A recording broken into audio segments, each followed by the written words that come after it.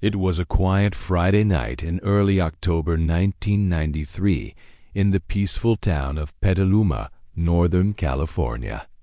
Halloween was just weeks away, and inside a modest home, 3 junior high girls were doing what kids everywhere had done for generations, laughing, eating snacks, and trying on costumes at a sleepover. Within hours, one of them would be gone forever. 12-year-old Polly Klaas was hosting her friends, Kate McLean and Jillian Pelham, at her home. The girls were full of energy, joking loudly as they stayed up later than usual. Polly's mother, Eve Nickel, eventually stepped into the bedroom to ask them to quiet down. She had a migraine and planned to sleep early. Her bedroom was directly across the hall. Before turning in, Eve took prescription medication that would help her sleep through the noise. She had no reason to believe her daughter was in danger. This was Petaluma safe, familiar, and quiet, but someone was already watching. The intruder, around 10:30 p.m., a man silently entered the house and stepped into the girls' bedroom. At first, Kate and Jillian thought it was a prank. Then they saw the knife. The man threatened them in a calm, chilling voice. If they screamed, he said, he would kill them. He immediately restrained the girls using cut strips of fabric, cords from a Nintendo game system, and a purse strap. He demanded to know who lived in the house, who else was home, and where money was kept. Polly answered his questions, trying to cooperate. The man claimed he only wanted cash, but he never went looking for it. Instead, he gagged the girls, pulled pillowcases over their heads, and ordered Kate and Jillian to count to 1,000. As they counted, he took Polly with him and disappeared into the night. When the girls finally freed themselves, they ran to wake Eve. Polly was gone. A desperate search begins. Police arrived within minutes. The bedroom told a horrifying story, bindings scattered across the floor, cut cords, pillowcases, and signs of a violent intrusion. There was almost no evidence. Detective Mike Nee made a crucial decision. With so little to go on, he ordered the bedroom rug removed and preserved, hoping it might contain microscopic clues. The FBI was notified almost immediately. Within hours, agents arrived at the Klaas home. Because this appeared to be a stranger abduction, the rarest and most dangerous kind, the case was treated as a national emergency. Time was the enemy. Witnesses and evidence, Kate and Jillian worked with a police sketch artist through the night, describing the man's face as best they could.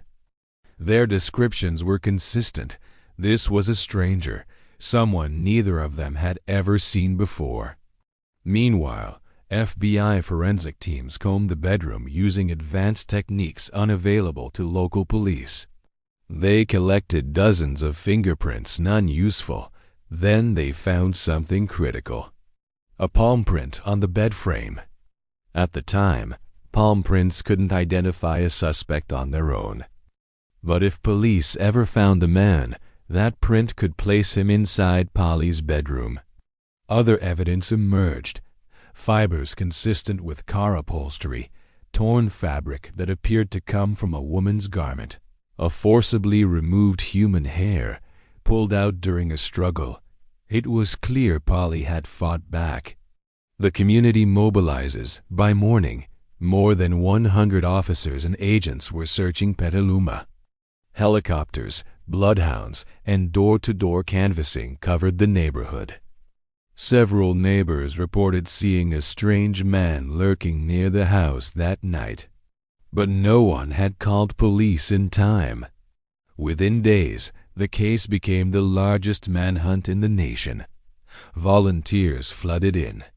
Flyers were distributed by the tens of thousands. Phone banks operated around the clock.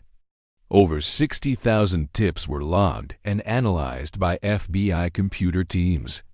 Hope flickered briefly when Polly's father received phone calls from someone claiming to be Polly, but both incidents turned out to be cruel hoaxes. The investigation dragged on. Weeks passed. A break in the case nearly 2 months later, a woman named Dana Jaffe contacted police.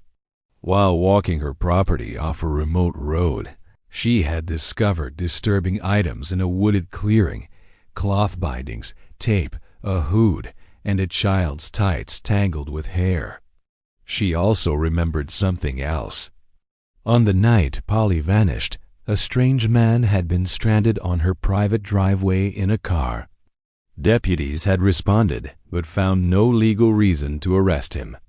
That man was Richard Allen Davis.